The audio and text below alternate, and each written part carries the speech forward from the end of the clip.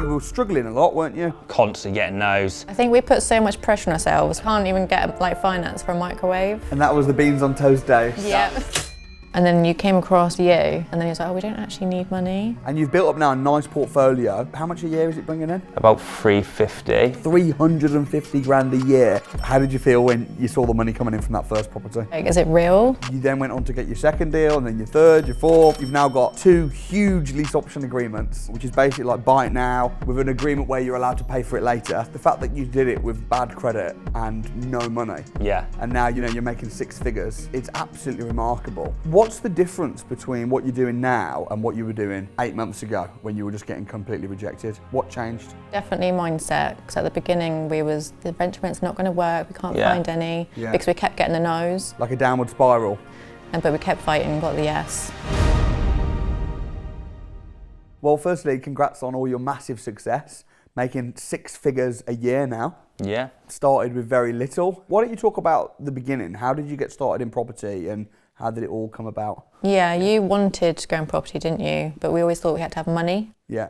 You asked your mum at first, didn't you? To be like, can we borrow some money or try and like get her to buy the property for us? And then you came across you, and then he was like, oh, we don't actually need money. So we went to one of your crash courses. And then the first crash course I went to, I said, do you want to get a loan? Did you not have any money at that point? No, nothing. No. So it was just, you're not impulsive, are you? No. And it was you that kind of went, let's just do it. And that was the beans on toast days. That was, so obviously put ourselves in a worse state to do it, but obviously we knew then it had to work. Like, you don't have a choice, we got to make this work. Tried it from the videos as well. So YouTube kind of went out, tried it, and then I realised, it was like, nah, we need to actually get some education on it and try and do it. So what was your very first property deal then? When was the first time you got the keys to a property? April, May time was the first, and that was a HMO. Has a HMO license. We've done it as SA through the summer, just because the students there, obviously that timing it doesn't work. And you've built up now a nice portfolio that's bringing in, how much a year is it bringing in? About 350. 350 grand a year. Yeah. Incredible. And what kind of profit is that making? 140 grand a year, and then we take out 70. As a salary. Yeah. And you've quit your jobs, what you were doing previously. You've got your last day, I think next week on Friday. Yeah, on Friday, yeah. Which is, how does it feel? Because I know you were working like really hard as well. Yeah, it's so, I don't get to see my family, my kids and everything, so it's so nice to feel that freedom is just nearly there. When's your last day? Friday. And what were you doing before, Liam? So we had like reselling, eBay business, that type of thing. But again, that was more like a job. So you time to take photos and go and source the products, and we still wouldn't see each other. So he was in the house, but I was in the office. It's like, sometimes it's easy to think you have a business, but really you kind of own a job. Yeah. Which is crazy. So your first property was a HMO. What did your work say when you told them that you were doing property, Lauren, and you were like leaving? They was like playing jokes, like, oh, look at the millionaire over there, and you can buy us cars when you get there and stuff. They was like supportive, but didn't quite believe me. Talk to me about how you structured that first deal. The first HMO that you got, you had no money. Yeah. You got a loan out, and you did some mentoring and training with me through the academy.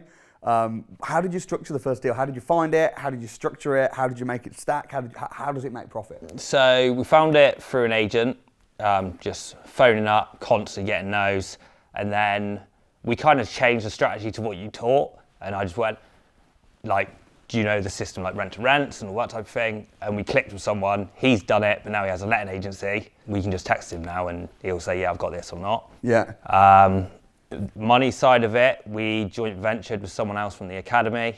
They put the funds in, we do all the legwork, set it up, and then run it day to day. Where is it? Plymouth. It's in Plymouth. So this is a big house. Yeah. And you're renting it from the landlord. The money that was used to do like a little like refurb and just the upfront rent, you got from a joint venture partner on the academy, and then you rent it out on a room by room basis. What's the market like in Plymouth? And what do you do if you can't rent the rooms out? Is it not risky? To be fair, you don't. We've got a waiting list. Don't have that problem. The demand is so crazy. Like we've got people lined up ready for when people move out. The market at the moment as well, generally. I mean, I'm trying to get a house for my sister at the moment because she wants to move down to this area, and there's quite a lot of houses available, but when I ring, they'll be like, oh, we've had 14 applications for that. Oh, it's just crazy. So when people say to me, what do you do if you buy a house or if you take on a rent to rent and you can't rent it out? I'm thinking, well, the market's crazy. As long as you do your due diligence properly and as long as you advertise it in the right way at the right price, it's very unlikely you're going to have that problem. So we also try to work it, because where we are, it's really seasonal, especially with like service accommodation. Right. So we make sure it works as a single let in the winter, just so we can just go like, look, we can put someone in there. Put in a 6-month AST throughout the winter like if you need to. Yeah, so it's just a backup so that it doesn't go wrong. How did you feel? Because especially Lauren had been very sceptical at the beginning. How did you feel when you saw the money coming in from that first property? It was like, is it real? Like, yeah, it was mad. It's a really nice feeling. You then went on to get your second deal, and then your third, your fourth. You've now got 2 huge lease option agreements. Yeah. Talk to me about what a lease option agreement is, and then I want to talk to you about how you managed to build your portfolio using lease options. Yeah, so we've structured it so it's similar to the rent to rent, but all you've got on the back end of that, you've got the option to buy it, not the obligation. So we've got one that is agreed at 750,000, and you can purchase it for that price, say 5 years down the line. So what have you got? How long have you got to buy it? 5 years on both of them. Okay, so one of them is a house. What kind of house is it? What is it? They're both blocks of flats. So one's got 6 flats in and the other's got 5 and a shop. Oh my goodness. Okay, so you've got 2 blocks of flats. Mm-hmm. You've secured them on a lease option agreement, which is basically like buy it now with an agreement where you're allowed to pay for it later. Yeah. And is it making profit as well? Yes. How much profit do they make? So each one is about between 40 and 60k each over the year. That's just madness. Yeah, it's surreal. Yeah, really. it's mad. What's the difference between what you're doing now and what you were doing 8 months ago when you were just getting completely rejected? What changed? Mindset would be the big one. Definitely mindset, because at the beginning the rent to rent's not going to work, we can't find any, because we kept getting the no's, but we kept fighting, got the yes, and then since the first yes, we can do it. And then Do you think your first deal, because I always say this, your first deal is your hardest? For sure. Yeah, it is. For sure. How long did it take you to get your first deal from really going for it? Probably about 6 months, wasn't it? Because you were really struggling. You got even while you were on the academy. Yeah. You know, you were struggling a lot, weren't you? Yeah. And I think I don't mind talking about that at all. I think it's good to talk about it because it's good for people to see the hardships. Yeah. You know, talk to me about that struggle.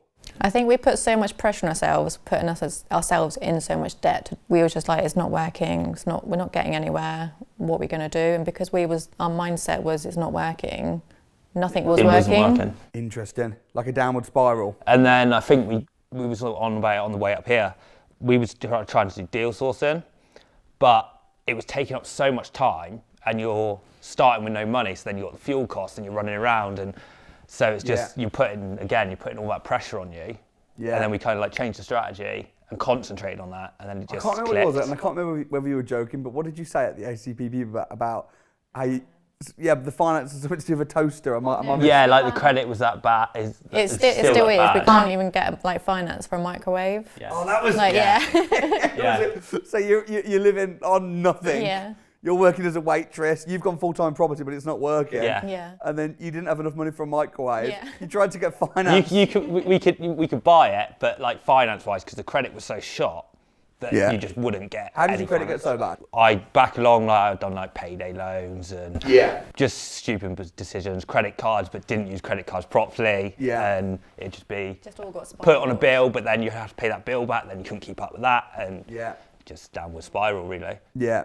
And I guess the fact that you did it with bad credit and no money, and now you're making 6 figures, it's absolutely remarkable. What does an average day look like for you now? Like what are you doing on the business? Realistically, it's not that much, is it? No, in the last couple of days we've actually systemised it quite well. So I don't need to go and clean every day. And I know we spoke about this at the ACPP. Yeah. We was running about quite a bit, weren't we? And it was like going down. Say there's a leak, go down, sort it. But now we've got people in place. It's just, that's great. Yeah, so now we've got time to, even just in the house, just tidy up and just chill and just do normal family stuff, which is really nice. So what do you prefer? Do you prefer lease options or rent to rents? I look at them quite similar, really. Because you've got the option to buy it, but you've kind of got to keep that money there, so that it's not as much cash flow. Yeah. Obviously, to build wealth, it's good. Because one of your lease options is like 1.2 million, isn't it? Yeah, so one's 1.7, should be worth 2.1 by the end of it. Yeah. And then one's 750. What happens if you don't have the money by the time the 5-year comes up? It's such a good property with profit. If we don't have the money, we'll be able to find the money from an investor. But yeah. If not, you don't have. If you can't buy it, then you don't have you're not obligated to buy it anyway. What happens if you agree to buy it for 1.7 million and then after 5 years, the market's taken with all the stamp duty changes and stuff, if the market just shoots up and it's worth like 2.5 million and then the owner wants to renegotiate the price? It's in the contract. Obviously, we do have, if it goes up, like say it goes up 50%, we'll put like an extra 10% on or something like that. And have you got that clause in the agreement? Yeah, so that's in the one on the ones in Truro. And the other one is just 750, and that's straight. So even if it's worth 1.5 million, you've got a restriction order on the property. You have the right to buy it. Yeah. As long as you exercise that option within the next 5 years. Yeah. That's amazing. So you've got your capital appreciation and you've got your cash flow. Yeah. How's life changed then in the last sort of 6-12 months? To be fair, it hasn't like that. As in, we've just been concentrating on building it. So haven't really took much out, but we could. Yeah. But it's just like, just scale it, and then it's just going to be like, do you know what, let's just start taking $6,000 out. But then it's been enough for you to leave your work. Yeah, so it's like, is that But what you're saying is you're not living luxuries, you're not buying fancy cars. Yeah, we're still shopping in Primark and... I think I'll always shop in Primark, to be fair. Yeah, mate, I shop in Primark, you know. It's not about what you spend, it's about what you make really, isn't it? What you definitely. keep. What would you say then if you were advising somebody that was in your situation, that was maybe no money, bad credit, really skeptical, but was thinking, man, it's a dream, I'd love to be able to do this. Knowing what you know now, what advice would you give? I would just say, if you really, really want to do it, you take that leap. Yeah, if you have the passion for it, go for it. Yeah. If the only reason you're going to fail is because you're not putting into practice what you've learned. Yeah. Yeah. You've got to have the drive as well. You've got to have a drive to want to do it. Yeah, because then when it gets hard, you just quit. Yeah. You know, if you haven't got a strong reason why. And we talk about this, it's really important to have willpower, but willpower comes and goes. Sometimes you feel like it, sometimes you don't. So what you really need is you need why power. And if you have a strong reason, then when people are saying no, when you're getting rejected, when you're thinking, man, I've been working for a whole month and I've not actually made any money yet in the early days, you've got that reason that keeps you going. What was that why? What was that driving force that was keeping you going in the hard times? We've always wanted to have wealth, to be able to just go out and buy what we want, or the kids, like take them on holiday, and just simple things like going to the shop and saying, yes, you can have that. Just that little bit of freedom of just not struggling. Yeah. That is probably my strongest why, is just to live happily, like easily with money. Yeah. Mine's pretty similar. Obviously the kids, which I think anyone, if they've got kids, that's the reason. And then like generational wealth, so there's something there for them, really. And what's your vision then? Now you're about to leave your job, you're now full-time in property, you've got your cleaners and your management, you're systemising stuff.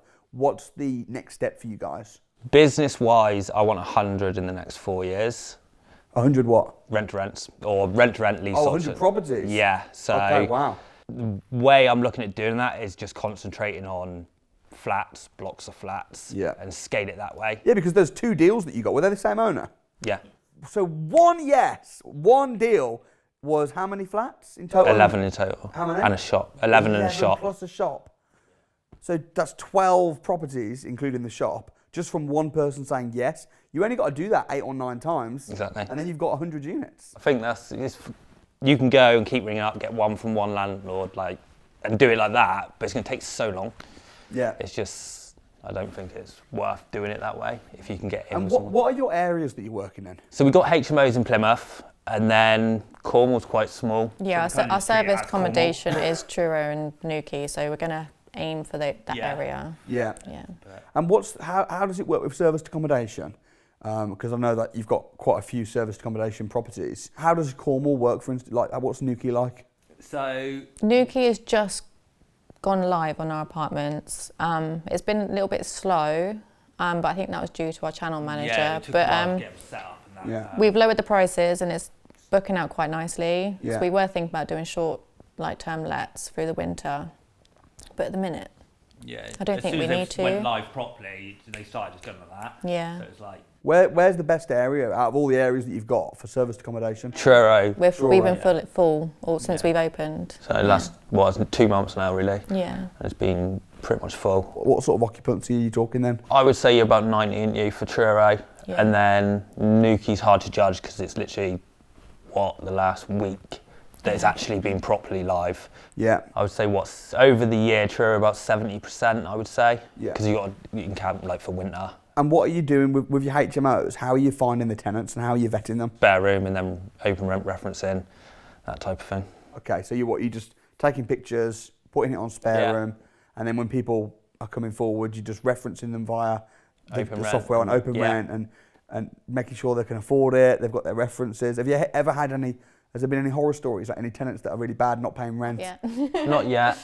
Rent's always been there. We've got one house where it's just, they're good as gold. Got contractors in there and then one worker. Yeah. And the others are they're professionals, but younger professionals. But You no must be issues proud at of the moment. yourselves. You must be really proud of yourselves. Yeah. It's surreal, isn't it? You got to pinch yourself sometimes, just how far we've come. What do your family and friends think of what you've done? They're supportive, but they're very still don't really know what it is, which Yeah, they is still question understandable. it a little bit, but yeah, they are supportive. But now you've got all these keys, Yeah. Mr. and Mrs. Landlords, with all these keys everywhere, with property, not just properties that you're controlling, but lease options where you've literally got the option to buy it. Yeah. You benefit from the capital appreciation.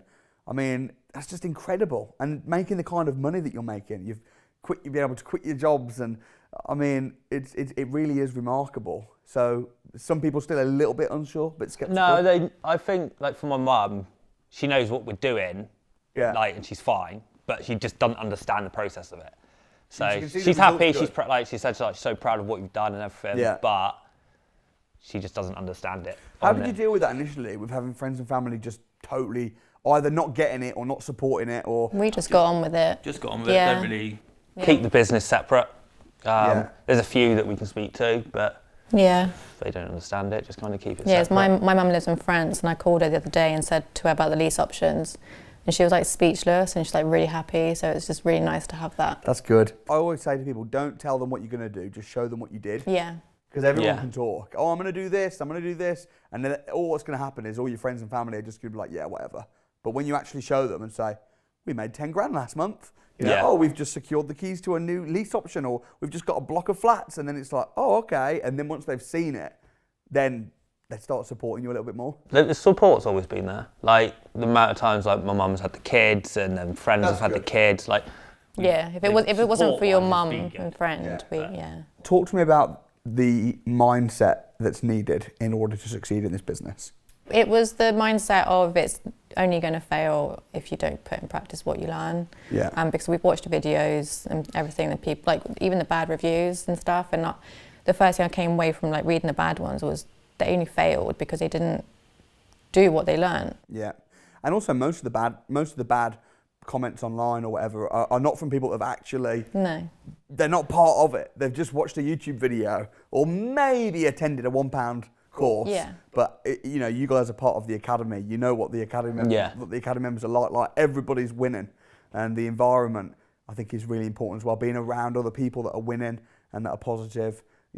Every Monday you guys have been on the mastermind calls. You've been coming to the dinners, really immersing yourself. And it's hard to fail when everybody around you is winning, because you're kind of the makeup of the people that are around you, I believe. Yeah, well, it's like, say, the mentor, and it's not just about that. So, because you meet all the other academy members and that type of thing, the amount of times I'll just phone one of them up and just a normal talk, but they're doing the same thing. Yeah. So it's like you said, it's surrounding yourself with the right people. 100%. What's it been like working with me then for the last? When did you join the academy? About 6 months ago. November. It's nearly the end. Oh of it wow! now, So it's coming up to a year now. So what's it been like? What's the experience been like? It's been really good. Obviously, the knowledge that we've gained, that's second to none anyway. With the academy itself, the network they bring, I would say that's the biggest thing for me, because there's not really anyone down by us. that's that thing. Yeah, your network is your net worth. Definitely. Yeah. If you could summarise top tips of everything you've learned about property, about business, what top tips would you share? Mine firstly would be not to kind of give in too soon. Like obviously you've seen with us, it was just no, and constantly bashing your head against the wall. But if you keep persevering, you will make a breakthrough. Was there a moment when you realised this has changed our lives? I would say the second HMO. Because the first one is kind of like, all right, we've done it. Was it luck? Yeah. And then you've done it again, and now we've done it again, and then it's kind of just like, all right, yeah, this is going to work. What do you reckon, Lauren? Was there a moment when you thought, when did your skepticism go away? When did your kind of, a disbelief in the whole process, when did that just disappear? It was probably when we got the first set of keys that I was like, okay, we can do it. But then it was probably when we got the keys for Truro, for the SA flats. Yeah, and the income that it was going to bring in, and I was like, okay, this is really real now, and everything's going to change. Yeah. Yeah. Amazing. And if people want to get in touch with you, to brainstorm, to do business, or if any landlords want to collaborate, what is the best way to get in touch with you guys? So for the rent-to-rent side, it's L&L Housing Limited on Instagram. But then we also have a management company for like holiday lets and that down in Cornwall, which is Cornish Property Management. Well, thank you so much for coming down, and congrats on what you've done. You guys are absolute winners. You've smashed it out the park. Hopefully you'll be able to inspire a lot of people from what you've done. So massive well done, guys. Thank you for having us. Thank you.